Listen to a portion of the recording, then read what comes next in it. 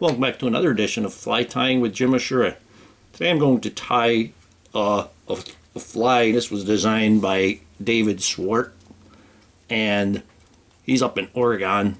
So I think probably this would be one of his steelhead flies. This is going to be a hot wire Prince. The hook that I have in a vise, this is a size 12. It's 2 extra long, but you gotta have an extra long hook when you put beads on there, and that's a 3mm gold tungsten bead. And this fly is going to be made with hot yellow wire and brown wire, and we're going to use some UV yellow dubbing on there in there. I'm going to use some brown thread, and this is dark brown and 8/0. We're going to put a base of thread and bring that to the rear. You don't even, with this one, you don't even have to have touching turns. It's like the base of thread doesn't have to be perfect because it's going to be a wire body. And we're going to stop. I'm going to stop just inside the point of the hook there. Now I'm going to use, I don't have yellow Goose Biots, but what I do have is, these are semi-yellow, but these are an olive turkey Biot, and these will be pretty good. But yellow Goose Biots makes it nice, but we're going to use the turkey Biots. And there's a bit of an arch there, so we're going to use that to our advantage. We're going to make this tail about half the length of the hook shank. I'm going to hold it on my side, bring it straight around, and then pull it, and it'll keep it on the side. Then we're just going to put another 2 to 3 wraps in there. Don't use too many wraps. Always just as much as you need. And we're going to do the other one, and I'm going to go around, and then I'm going to pull it straight away from me to stick it to that side.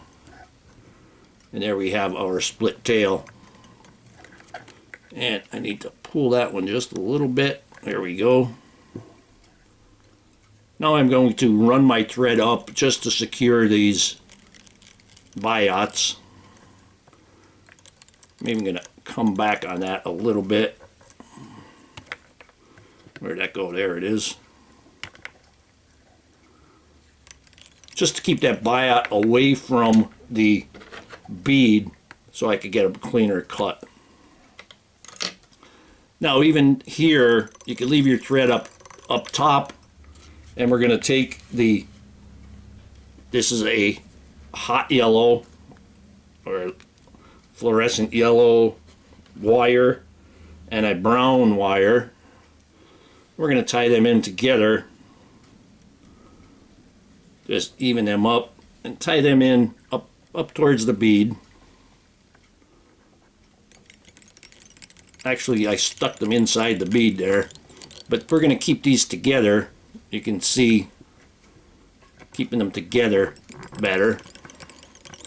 And we'll bring that wire back. And this one, you know, you're probably going to get touching turns, and you probably want touching turns too. It's just to secure that wire. We'll bring that right to the tail, and we can bring our wire back up. Now with the 2 wires at once, we're going to start to wrap it. Oop. Let me get that a little bit further back there. There we go. And here we go. We'll get a nice division there. Try to make sure they're right alongside each other. And you can bring those up. You don't have to go all the way to the bead. But I could see this would be a good steelhead fly. I think they like the colors. The color attracts them. And we could helicopter these off. There we go. Or you can go ahead and use toenail clippers, and it does nothing to the toenail clippers. The only problem with the toenail clipper, a lot of times you'll have the piece of wire sticking up. I'm going to come back a bit so I'm a good 2 bead lengths from the bead. Now I'm going to use this ice dub. This is light yellow.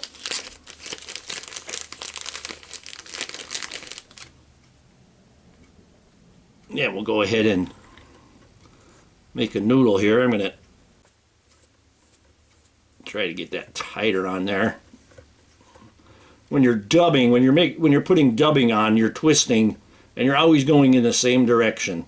If you go back and forth, you're putting it on, taking it off. So you always want to go in the same direction.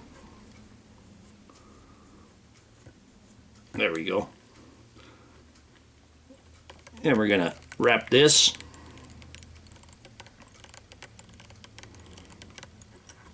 I got it pretty much right up to the bead there, but that's not a problem. Now I'm going to take brown goose biots. Take a pair of those. And again, we're going to use that natural curve to aid us there. And we'll put that, we'll make that that wing go just to the end of the body. If you want them longer, just pick a spot, maybe to the end of the hook, the end of the bend, something like that. But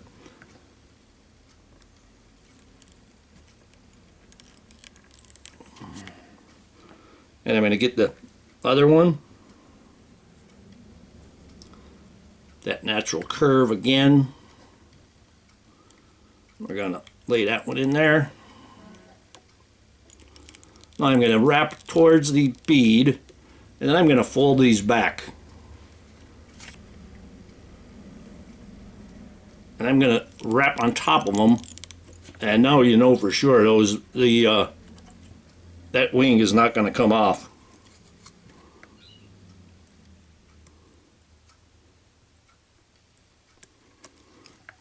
There we go. But when you fold them back and wrap them in, just make sure that you stand them up before you go to cut them off, because you'll end up with losing one of your wings. Now I'm going to take, I just have some yellow. This is a Grizzly hen. I'm going to try to find one with a small tip to it. Like, that's way too big. Get one with a small tip here. Here we go. And I'm going to grab just the tip of it. You could even, if you can't grab it, if you can't grab that tip well, you could go ahead and take your Hackle pliers, the clamp ones, just clamp it right on the tip there, and you could stroke them back. And we're going to tie that in. And you can see I got some nice short hackles there.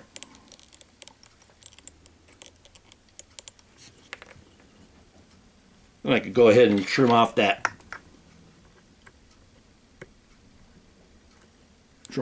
excess. Then we're going to just give it just 1 or 2 wraps. You can kind of try to fold them all on one side. Just be careful, especially when you got really light stems on your hackle. And there's 2, and that's, well, I'm going to even back that off. There is 1 1/2. Because it was getting there a little thick.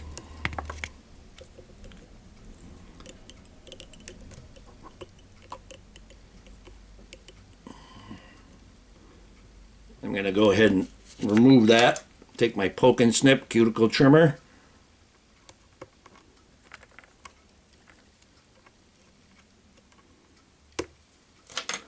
Now I could pull all of that to the rear and I could tie a head.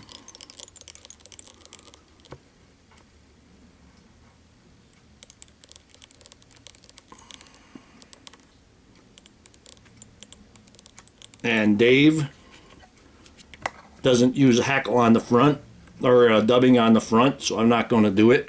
Just leave a thread head there. And this one is a little bit heavy in on the top there, so I'm going to just pluck them out. Or there we go. Now we're just going to give it a whip finish.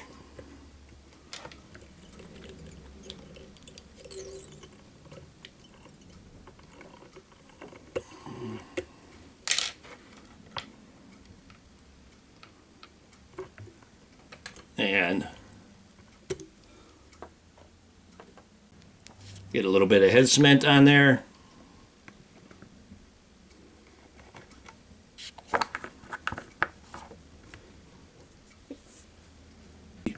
And here we have David Swart's hot wire prints.